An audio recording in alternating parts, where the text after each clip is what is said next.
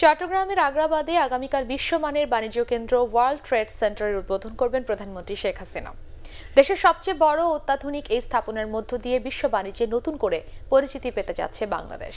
এর মাধ্যমে বাংলাদেশ যুক্ত হবে বিশ্বের 91টি দেশের 316টি ওয়ার্ল্ড ট্রেড সেন্টারের নেটওয়ার্কে। চট্টগ্রাম থেকে আবুল হাসনাতের রিপোর্ট, জানাচ্ছেন মাহবুবুল আলম।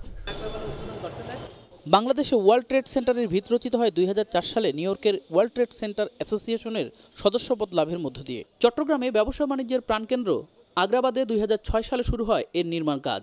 20 তলায় মোট 6.5 লাখ বর্গফুটের সুপরিসর এই বাণিজ্য কেন্দ্র এখন আর স্বপ্ন নয়, বাস্তবে পরিণত হয়েছে। 40,000 বর্গফুট ডিসপ্লে সেন্টারে সাজানো হয়েছে পোশাক, চামড়া, সিরামিক, কৃষিপণ্য সহ দেশে উৎপাদিত নানা পণ্যের স্টল।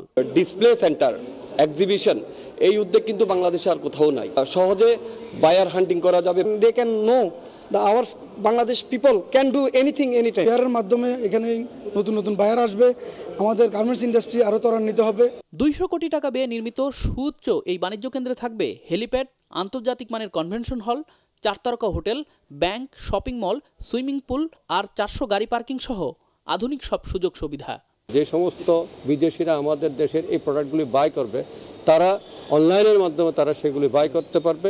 এখানে সরাসরি হয়তো আসতেও নাও হতে পারে। আগামীতে বাংলাদেশ বিশ্ববাজারে চীনের সঙ্গে প্রতিযোগিতা করবে বলে মনে করছেন এই ট্রেড সেন্টারের অন্যতম উদ্যোক্তা চট্টগ্রাম চেম্বারের সাবেক সভাপতি M A Latif MP.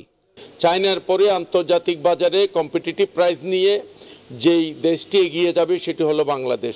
Chittagong চেম্বারের মালিকানা ও ব্যবস্থাপনায় পরিচালিত বিশ্ব বাণিজ্য কেন্দ্রে বছরব্যাপী চলবে পণ্য প্রদর্শনী। ওয়ার্ল্ড ট্রেড সেন্টার সর্বাধুনিক বাণিজ্য অবকাঠামো হিসেবে দেশে বিদেশে পরিচিত হয়ে উঠবে এমন প্রত্যাশা বন্দর নগরীর ব্যবসায়ীদের। Bureau report, ATN Bangla.